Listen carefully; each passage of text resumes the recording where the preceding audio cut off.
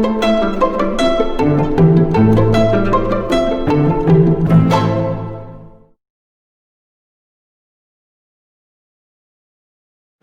good afternoon everyone.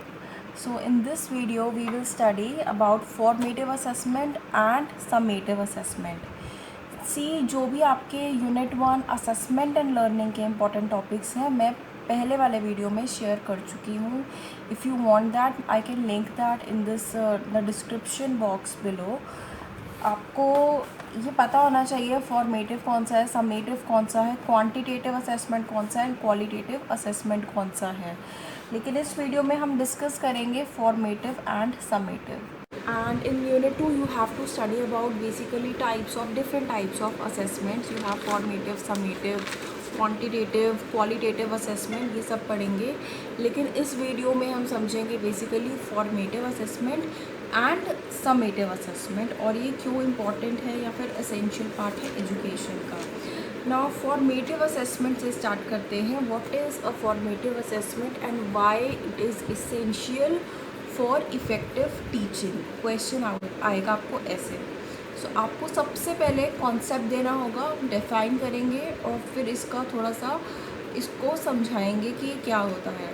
सो मैं इसके introduction से स्टार्ट कर रही हूँ. Formative assessment. फॉर्मेटिव असेसमेंट क्या होता है? फॉर्मेटिव असेसमेंट मीन्स एक ऐसी assessment that is conducted to determine whether the learning is going in the right direction और नॉट. कि इस तरह का असेसमेंट है दैट इज़ हमें इससे पता चलता है कि हमारी जो लर्निंग हो रही है वो हमारे प्लान्स के अकॉर्डिंग हो रही है कि नहीं हो रही है. Plus it is also called कि ये एक ऐसा असेसमेंट है जिसको हम बोलते हैं कि ये हो रही होती है during the process of instruction. So it is also called as an assessment that is conducted during the process of instruction. जब इंस्ट्रक्शन चल रही है, जब टीचिंग आपकी कंप्लीट नहीं हो रही है हुई है, ये चल रही है और ये इस टाइम पे जब हम असेसमेंट करते हैं तो उस असेसमेंट को फॉर्मेटिव असेसमेंट कहा जाता है. तो मतलब हमारी अभी लर्निंग इंस्ट्रक्शंस पूरी नहीं हुई है और हम बीच में असेसमेंट कर रहे हैं. हम बीच में क्यों कर रहे हैं? हम बीच में रुक के मॉनिटर कर रहे हैं कि क्या जो हमने प्लान करा है कि लर्निंग इस अकॉर्डिंगली जानी चाहिए, सो वो उस प्लान के अकॉर्डिंग हमारी लर्निंग जा रही है कि नहीं जा रही है. So just to make sure कि हमारी लर्निंग, हमारी teaching, everything is going according to the plans, उसको कंफर्म करने के लिए हम फॉर्मेटिव असेसमेंट करते हैं. और सिर्फ यही रीज़न नहीं है, फॉर्मेटिव असेसमेंट के बहुत सारे हमें यूजेस अभी आगे चल के पता चलेंगे. सो इसके आगे हमें ये भी बताना है कि its main purpose is to provide feedback to the teachers and the students. ये स्टूडेंट्स एंड टीचर्स दोनों को फीडबैक प्रोवाइड करता है. फीडबैक से क्या होगा? टीचर को जब फीडबैक मिलता है तो उसको ये पता चलता है कि whether the teaching is going in the right direction और नॉट, वेदर हर इंस्ट्रक्शन नीड एनी मॉडिफिकेशन और नॉट, या फिर किसी बच्चे को इंडिविजुअल लर्निंग प्रोग्राम की ज़रूरत है या फिर किसी रेमेडियल प्रोग्राम की ज़रूरत तो नहीं है. सो ये सब चीज़ें टीचर को फीडबैक के थ्रू मिलती हैं. Apart from this the student also get to know whether their learning is going in the right direction और नॉट, या फिर उनका जो भी पढ़ रहे हैं वो सक्सेसफुल हो रहा है या नहीं हो रहा है. Now moving on to next point. See, क्योंकि हमें फॉर्मेटिव असेसमेंट बीच बीच में करनी होती है just to monitor the plans और whether the learning is going in the right direction, तो हम उसको कहते हैं कि जो फॉर्मेटिव असेसमेंट है ये एक स्मॉलर यूनिट या फिर आप कहते हो इंडिविजुअल यूनिट्स. जो करिकुलम है उसमें बहुत सारे यूनिट्स होते हैं, जैसे कि हमारे सब्जेक्ट में भी आप देख लो 4 यूनिट्स होते हैं. सो हर यूनिट के बाद हम असेसमेंट करते हैं फॉर्मेटिव असेसमेंट में. तो ये किस पे बेस्ड हुआ? एक स्मॉलर यूनिट पे, मतलब एक तरह से किसी एक करिकुलम के एक स्मॉलर पोर्शन पे बेस्ड होता है. वो स्मॉल पोर्शन सपोज कवर हो गया, हमने असेसमेंट कर लिया, हमने देखा कि ठीक है कि सब नहीं है, अगर हमें फिर से रीटीचिंग की ज़रूरत है, कुछ भी ज़रूरत है, तो हम वो रेमेडियल प्रोग्राम करेंगे, फिर हम आगे बढ़ेंगे. So that is the main purpose of formative assessment. Now हमें इससे प्रोग्रेस पता चल जाती है, टीचर और प्यूपल को फीडबैक मिलता है. प्लस जो फीडबैक हमें फॉर्मेटिव असेसमेंट से मिलता है वो डिटेल्ड फीडबैक होता है, प्रिसाइज होता है, बिल्कुल ऑन द पॉइंट बताता है और डिटेल में बता देता है हमें कहाँ पे क्या क्या प्रॉब्लम्स हैं।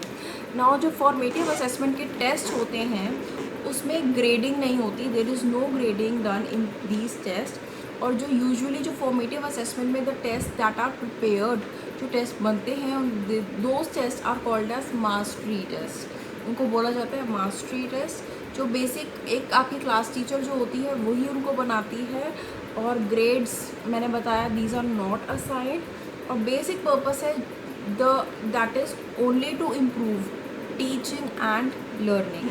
So this is about formative assessment. We start with assessment, how it is an essential part of effective teaching.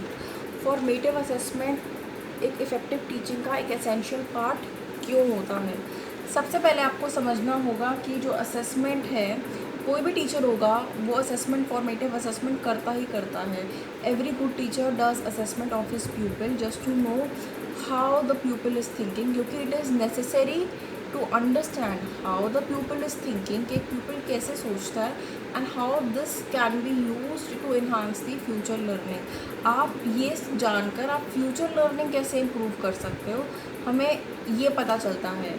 Second point है कि for formative assessment to be effective, अगर आप चाहते हो कि फॉर्मेटिव असेसमेंट इफ़ेक्टिव हो, then the teacher has to understand how the pupil and what the pupil are thinking. वही चीज़ है जो पहले कही थी कि एक टीचर को हमेशा फॉर्मेटिव असेसमेंट को प्रॉपर कंप्लीट करने के लिए समझना पड़ेगा एक प्यूपिल कैसे सोचता है और वो कैसे लर्निंग को लिंक करता है। अगर एक टीचर ये समझ पाएगा तो वो फ्यूचर में लर्निंग उस बच्चे की इन्हांस कर पाएगा। And on the second hand जो प्यूपिल है उसको क्या करना होगा, he has to make sure that he knows that what he has to learn, and he should be aware that how he has to identify his success। उसको इतना पता होना चाहिए। The next point is कि teaching and learning are interactive and collaborative process। So teaching learning को हम कह रहे हैं कि इंटरैक्टिव प्रोसेस है। क्यों है? ऑब्वियस है, दो लोग हैं इसमें, स्टूडेंट्स हैं और टीचर है, इनको इंटरैक्ट करना होता है। ये इंटरैक्शन वाला प्रोसेस है, इंटरैक्ट करके बातें करके ही आप टीचिंग करवाते हो, उसी के थ्रू लर्निंग भी होती है बाय आस्किंग क्वेश्चंस। तो ये एक इंटरैक्टिव प्रोसेस रहता है। टीचर क्वेश्चन कर पाता है प्यूपिल को, प्यूपिल भी सामने से ओपन एंडेड क्वेश्चंस पुट कर सकता है टीचर पे। सो इस तरह से एक अंडरस्टैंडिंग बिल्ड होती है दोनों के बीच में। नेक्स्ट पॉइंट इज़ बहुत इम्पॉर्टेंट है ये वाला, कि formative assessment is based on constructivist model of learning which is directly linked to Vygotsky's ideas of scaffolding, in which teacher plays a major role in improving the understanding of the children। So हम कह रहे हैं कि जो formative assessment का जो एक model है वो कंस्ट्रक्टिविस्ट आइडियाज़ पे बेस्ड होता है, जो फिर अब उसको डायरेक्टली लिंक करा गया है वाइगॉट्स्कीज आइडियाज़ ऑफ स्कैफोल्डिंग। अगर आपको याद होगा तो स्कैफोल्डिंग में क्या होता है, टीचर एक मेजर रोल प्ले करता है to improve the learning and the understanding of the children. So हम इस कंक्लूजन पे आए हैं कि फॉर्मेटिव असेसमेंट का एक ही रैशनल है, that is how to improve how the young children learn and how their learning can be improved with the help of good teaching। So formative assessment से हमें प्रिसाइज फीडबैक मिलता है detail में। Second, it gives एक हमें उससे feedback पता चलता है कि लर्निंग सही हो रही है कि नहीं हो रही, teaching is going in the right direction और नॉट। टीचर को पता चलता है whether she has to make any modifications in the programme और द इंस्ट्रक्शंस। एंड स्टूडेंट्स को हेल्प होती है, सबसे पहले it increases their capacity to learn. Secondly it helps them to self assess their learning, वो अपनी लर्निंग को self assess भी कर पाते हैं with the help of formative assessment. Now principles भी दे रखे हैं बुक में, मैं आपको शॉर्ट में बता देती हूँ। वही है जो मैंने अभी डिस्कस करा है, like help the students understand the role of formative assessment, engagement of students in formative assessment, provide and instructive feedback देना। ये सब कुछ ये आपके बुक में है, आप कर सकते हो खुद से। I am moving on to summative assessment. Okay, so now we will start with the summative assessment. Summative assessment क्या होती है और उसका इम्पोर्टेंस क्या है। सबसे पहले समझना होगा समेटिव असेसमेंट क्या होती है, उसका मीनिंग क्या है। So starting with the meaning, summative assessment is conducted at the end of academic year after the completion of entire curriculum. So when your curriculum is completed या फिर पूरा academic year is completed, ख़त्म होने के बाद हम तब summative evaluation या फिर असेसमेंट करते हैं। सो हमेशा कंडक्ट होती है eight the end of academic year, one thing. Next is it assesses the final product. ये हमेशा ये बीच में से कुछ भी असेस नहीं करता। समेटिव मतलब पूरा सम, मतलब सबको मिला के, नाम से हमें समझना है समेटिव। सम मतलब सब कुछ मिला के, तो सब कुछ मिला के जो फाइनल प्रोडक्ट होता है एट द एंड में एकेडमिक ईयर के, उसको इवैल्यूएट करती है समेटिव इवैल्यूएशन। सो ये इसमें इवैल्यूएट करती है क्या क्या, the achievement of the objectives of education, कि सबसे पहले हमारे एजुकेशन के जो ऑब्जेक्टिव्स थे वो अचीव हुए हैं कि नहीं हुए हैं। Next, it determines the extent to which the behaviour modifications has been achieved in students. ये नेक्स्ट चीज़ देखती है कि स्टूडेंट्स में वो बिहेवियर मॉडिफिकेशंस आए हैं कि नहीं आए हैं, जिसके लिए हमने स्टार्टिंग में ऑब्जेक्टिव्स रखे थे कि हाँ we need these modifications in the students. So we it checks this as well. So next thing ये चेक करता है या फिर मॉनिटर करता है, सेकेंड चीज़ ये है कि जजमेंट। इसमें समेटिव एवेलुएशन में एक जजमेंट इन्वॉल्व होती है। इसमें हम जज करते हैं एक प्यूपिल का लर्निंग प्रोग्रेस, तो उस लर्निंग प्रोग्रेस से एक जजमेंट फॉर्म करते हैं। नेक्स्ट थिंग याद रखनी है ग्रेडिंग। समेटिव एवेलुएशन क्योंकि फाइनल प्रोडक्ट को करता है इवैल्यूएट, तो इसमें ग्रेडिंग भी होती है। Next thing is appropriateness of the course objectives and the effectiveness of instructions के बारे में हमें पता चलता है कि जो भी हमारे कोर्स ऑब्जेक्टिव्स थे वो हमारे पूरे हुए हैं कि नहीं हुए हैं, और जो हमारे इंस्ट्रक्शंस थे वो हमारे सक्सेसफुल रहे हैं कि नहीं रहे हैं।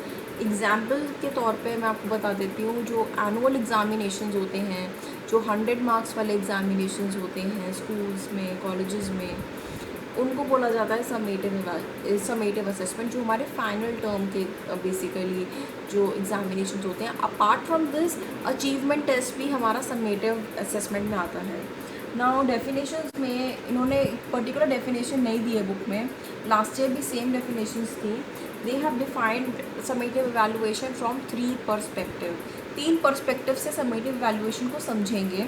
First is that summative evaluation में जो भी टेस्ट और जो भी ग्रेड्स या असाइनमेंट्स हम यूज़ करते हैं, हम टेस्ट देते हैं, असाइनमेंट देते हैं स्टूडेंट्स को, उससे हमें पता चलता है कि whether the students have learn what they are expected to learn. हमें पता चलता है स्टूडेंट ने क्या वो लर्न करा है जो उसको करना चाहिए था या नहीं। लेकिन what makes an assessment summative is not the design of the test, it is how it is used. So कोई भी असेसमेंट समेटिव सिर्फ उसके डिज़ाइन से नहीं होगी कि किस तरह से बनाया है टेस्ट, उससे नहीं होगी। हमेशा उस तरह से होगी कि किस तरह से आप उस टेस्ट को यूज़ कर रहे हो, ताकि आपको बेसिकली आप डिटरमाइन तो यही करना चाहते हो कि स्टूडेंट्स हैव लर्नड और नॉट। सेकंड पर्सपेक्टिव है इवैल्यूएशन और डायग्नोस्टिक पॉइंट ऑफ व्यू से। ये कहता है कि summative assessment are usually conducted at the end या फिर conclusion of specific period. So evaluation हो रही है लेकिन कंक्लूजन पे हो रही है, किसी चीज़ के ख़त्म होने पे हो रही है। So therefore they are generally evaluative rather than diagnostic. So ये वाला इवैल्यूएशन जनरली इवैल्यूएटिव रहता है रादर देन डायग्नोस्टिक। डायग्नोस्टिक मतलब कि हम इवैल्यूएशन या असेसमेंट तो कर रहे हैं, लेकिन हम डायग्नोज करने के लिए, कुछ ठीक करने के लिए कर रहे हैं। We are diagnosing the problem. लेकिन हम इसमें सिर्फ इवैल्यूएशन कर रहे हैं, हम देख रहे हैं कि क्या है क्या नहीं है, हम उसमें डायग्नोज नहीं, हम उसमें करेक्शंस नहीं कर रहे बेसिकली। सो ये इसका डायग्नोस्टिक या इवैल्यूएटिव पॉइंट ऑफ व्यू है। थर्ड पॉइंट ऑफ व्यू है कि summative evaluation is a major component of grading process. कि समेटिव इवैल्यूएशंस जो होती हैं इसमें ग्रेडिंग होती ही होती है बेसिकली, और लेकिन ज़रूरी नहीं है कि जो सारे समेटिव इवैल्यूएशंस हैं उसमें आप ग्रेडिंग करोगे ही करोगे, सारे समेटिव एवेलुएशंस में ग्रेडिंग नहीं होती है। So that is about summative evaluation. ये एंड में होती है, ये इतना डिटेल्ड फीडबैक नहीं देती, ये प्रिसाइज में बता देती है बस, और आपको ज़्यादा कुछ इन्फॉर्मेशन प्रोवाइड नहीं करती। जैसे कि हमने लास्ट वाले फॉर्मेटिव असेसमेंट में पढ़ा था, उतना हमें इसमें पता नहीं चलता। नाउ इम्पॉर्टेंस पे आप लिखोगे कि सबसे पहले it is a proof what the students have learned during the process. आपको पता चलता है, एक प्रूफ होता है कि हाँ students have learn and prepared for the content. Second is it determines the goals and the future direction for students. उन स्टूडेंट्स के फ्यूचर के लिए it is helpful, this evaluation is helpful. उनको पता चलता है कि वो किस में अच्छे हैं और किस में नहीं है, किस में उनको जाना चाहिए, किस में नहीं जाना चाहिए, like that. It tells about teacher and students. ये टीचर और स्टूडेंट्स को कुछ चीज़ें बता देता है, like which areas are clear and which require more guidance या फिर more work. Next is summative evaluation or assessment. To be effective and useful, the results of summative assessment need to be compared with some standard. ये बहुत important है कि एक summative evaluation या फिर assessment को अगर आप चाहते हो कि वो सक्सेसफुल हो और वो ठीक हो, तो आपको हमेशा समेटिव का रिज़ल्ट किसी एक स्टैंडर्ड या किसी बेंचमार्क से मेजर करना होगा। जैसे कि सपोज जैसे हमारे स्कूल में होता था कि 50 या 40% इज़ द पासिंग परसेंटेज, तो आपको उससे आप कंपेयर करते थे कि okay fine, somebody is getting 80 और 60%, so it is very good. Somebody is getting 45%, so हम 40 से कंपेयर करते थे, so it is a very low percentage. so इसी तरह से हमें उसको किसी बेंचमार्क से, स्टैंडर्ड बेंचमार्क से अगर हम कंपेयर करते हैं तो ये असेसमेंट ज़्यादा इफ़ेक्टिव हो जाती है।